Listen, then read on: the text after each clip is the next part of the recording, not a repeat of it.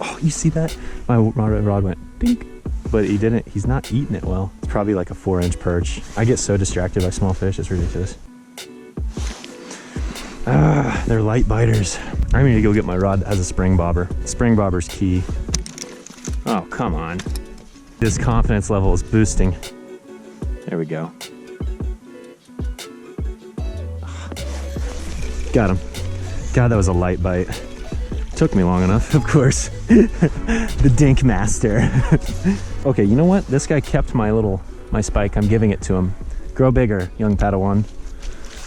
All right, I've got my juju. I love this kind of ice because you can do the slides.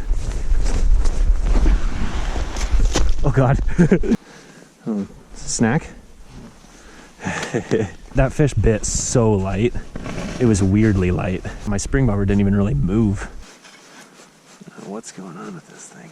Oh, I was wondering what the heck. It's actually a nice green grass. Like, they ought to be all over this stuff. There we go. Here we go. Watch that rod tip. Oh, you see that? Ah, why are they just nipping it? Oh, he's coming hard now. There's that spring bobber. Got him. God, that was a light bite. Better fish, I think. Feels better. Actually, yeah. Slab daddy, baby. That's a good gill. All right. That's what we come out here for. People say I catch dinks. Well, guess what? I also catch donks. Let's go. Let's get a measurement on him. That's a pretty fish. So what these fish are doing is they're down there in the weeds, and then it'll bump the weeds every now and again, and they'll kind of come up, they'll look at the jig, but they're really, really lethargic as far as how they bite. That fish is about 8 inches long, 8.5. It's a good solid gill. The goal this year is to get one over 10 inches though. Do we keep him? We'll turn this guy loose. Okay, there's one coming up right now, but they're being real funky. There he is. Got 2 in a row, baby. Now we're on him. Feels like another slab daddy, baby. God, there's some good fish in here. Oh gosh. Yeah, nice one. Another nice gill. You know what? I think we're gonna keep a few fish today. I hardly ever keep fish, but fish like that, I would not mind eating a few bluegill, so I'm gonna keep a few. The reality is these Michigan lakes get pretty overpopulated pretty easily, so it's not a bad thing to keep a few.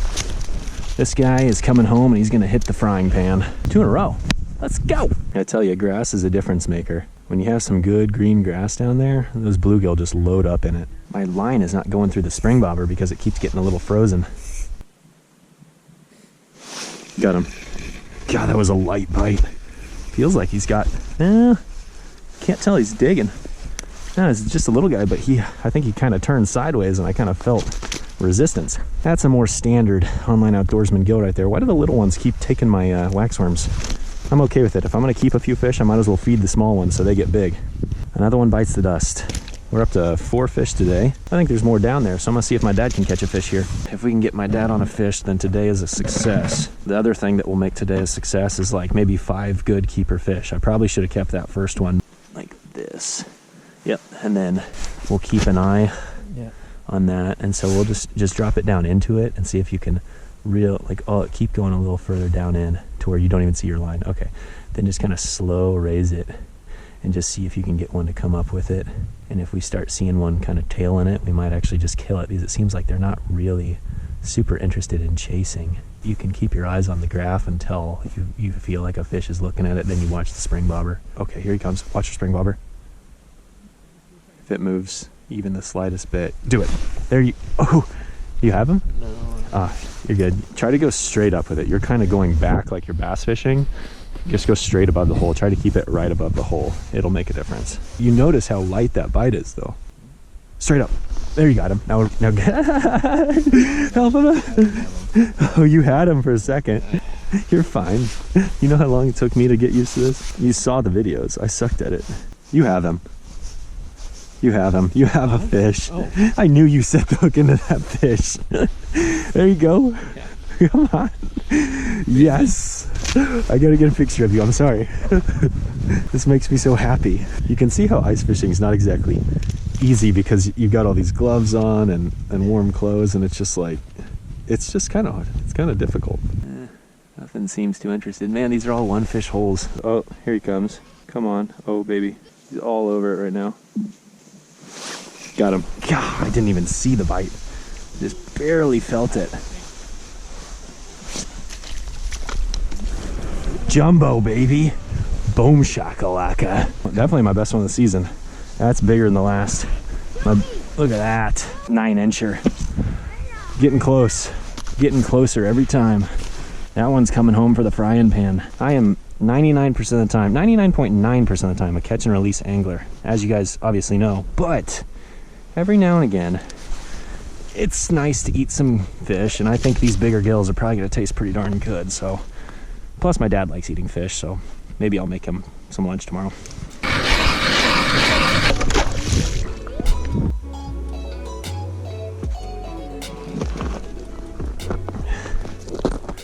I'm gonna go find some new water.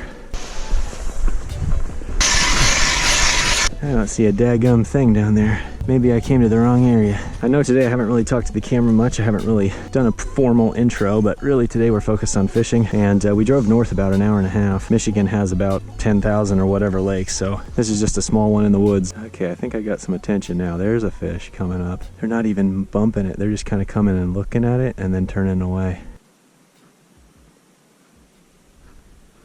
He's falling. There he is. Oh my gosh.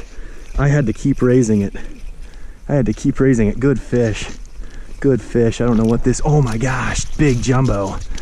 Golly. Golly, I had to keep moving it away from him, and he finally came and ate it. That's a nice keeper right there. Take that any day of the week. The key learning from that fish would be that they want it pulled away now. Before, they wanted you to kind of pull it away from them and then dead stick it. That fish, if he's any indication of anything, it's that they actually want you to keep moving it away, pretty fast actually, and then you kind of get that reaction bite. Man, I don't know why, like every single hole for the most part has been a one fish hole.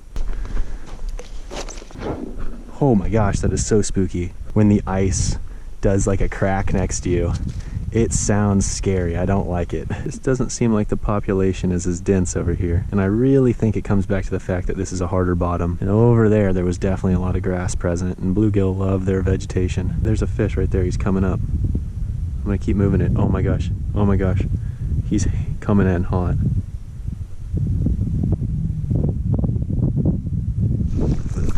Did I get him? Oh, he was at the top of my rod. I couldn't catch up with him. That was wild. I need a longer rod. Got him. That is fun. Oh my gosh, that is a fun way to get him to eat. Oh, I think we can keep that fish. He's not, well, I don't know if I want to keep this one or not. He's probably not quite where we want him to be, but golly, you can't complain about that. Just a gorgeous fish. Look at that purple glimmer. Just love that so much. All right, buddy. Go ahead. Today's your lucky day. You're not big enough to keep. I love it when they do this. They come screaming off the bottom and chase it. You have to keep moving it away from them. Dad says this is going to be the honey hole, so I trust him. Oh gosh. Got him. And my dad hit me with the snowball at the same time. Pretty small one. Look at that little perch. I am the master perch angler. Look at that. It's a nice 5-inch perch. Oh, real nice. You know what? He goes home with a little snack. See you, buddy. I would love to catch just a thick perch. Oh my gosh, dang it. It's a good mark. I'm not moving it at all now. Got him. Oh my gosh. Tank. I don't know what this is, but it is a big fish. Oh my gosh. Oh my gosh. What is going on with this? What is this? It's a tank. It's probably a bass. It's got to be a bass. Oh, it's a giant perch. Look at this perch. Yes. Oh my gosh. The jig fell out. People, the jig fell out. I got so lucky I caught that fish. Looky there. Look at that fish. God, that's pretty. Dad and I are going to have a little lunch tomorrow. It's gonna be a good time. Can't complain about that. Fishing's just slowed down, folks. That perch came out of nowhere. Other than that, it's been real slow. Keep moving it up. One showing up. Watch that deal. There. Yes, there you go. That away pops. What's going on with this thing? Are you gaining anything on him? No, no. Here, just stop. I got it. That was weird. Oh, nice hook set, Dad. Look at that. It's a good way to end the day. I don't know, something happened with the reel. I think this is super iced up. I think the spring bobber's just giving us problems, but you literally pinned him. That was a good hook set, Dad. Really good hook set. I think that's a good way to end the day. Folks, I just made the trek back to the car. We're all loaded up. Now I got about an hour and a half drive back home. Here's the dealio. Today, I know I never did an intro. I didn't really talk to you a whole lot. Really, I focused on fishing, spending time with my dad. It was cool to see that he caught a couple fish. Actually, the one that he caught last probably is the heaviest fish we have. So I'm super pumped for him. I'm also excited to cook these fish up when I get home, probably tomorrow actually. So I'm gonna fillet them up. I'm gonna let them sit around in my fridge for a day, and then we're gonna have something delicious. I don't know, maybe some fish, fried fish and eggs. I don't know. I'm kind of rambling right now, but I appreciate you watching. If you made it this far, you're awesome. See ya.